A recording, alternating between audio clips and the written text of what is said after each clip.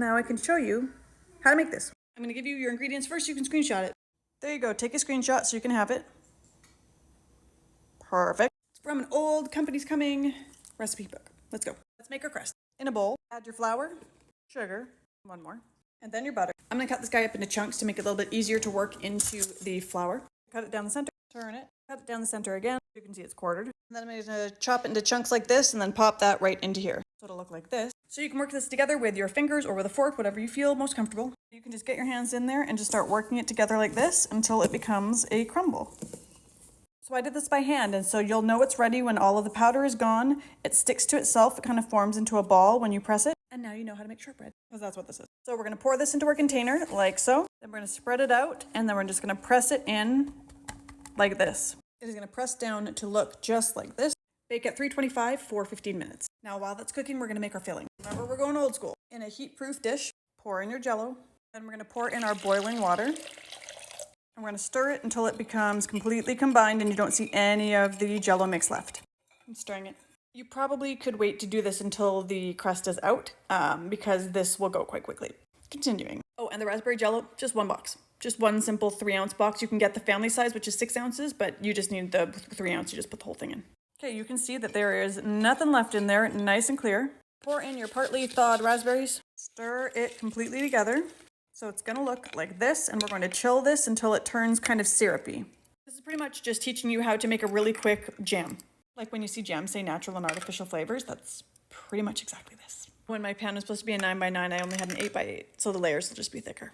I didn't even have to chill this, so when they say syrupy, it should look like this, where you can tell it's thickening up nicely, and then it will make a really good layer without soaking into the crust. I'll set that aside. Shortbread just came out of the oven. The color doesn't change a lot. You can see it's puffed up a little bit and it looks nice and dry the whole way through. Gonna let that cool completely, and then we're gonna put the jam on it. I will probably end up putting it in the refrigerator shortly to speed it up. This just made me way more excited for this recipe. This is now cool enough to touch. So we are going to pour this guy over top and then spread it out. I really didn't have to spread it. I just had to let it level itself out. I'm gonna pop this guy in the fridge to chill. All right, last step while that's chilling. This is a heat-safe bowl. We have our marshmallows in it. We're gonna pour our milk over top.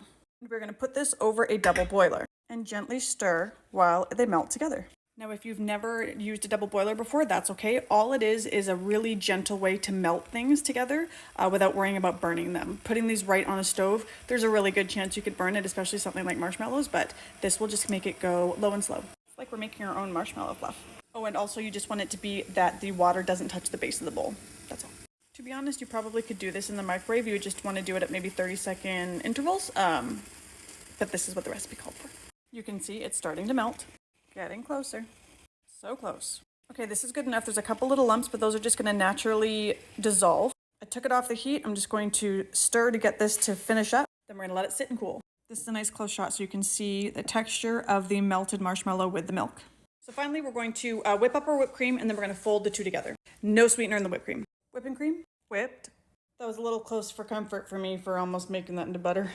Put them together, fold them together, until it ends up looking like this. This is nice and cool. We're gonna put this on this, a little at a time. Then we're gonna just spread this guy, get it into all of the corners, something like that. And we're gonna pop it back in the fridge. It's later, let's cut it open. This is nice and chilled. We're going to cut it into pieces. It's supposed to cut into 9. Totally uneven. I just got it out in one piece really well. Here we go. Let's put it on our plate. There are the inside layers. Okay, this is what it looks like. It looks delicious. Let's try it. Let's try this guy. Gotta break through that crust. Perfect. It's not cake. Let's try it.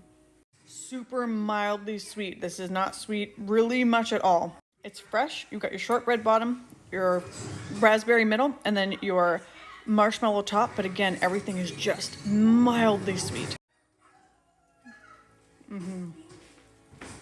It's perfect. There we go. Now you know how to make it. I've already eaten half the square.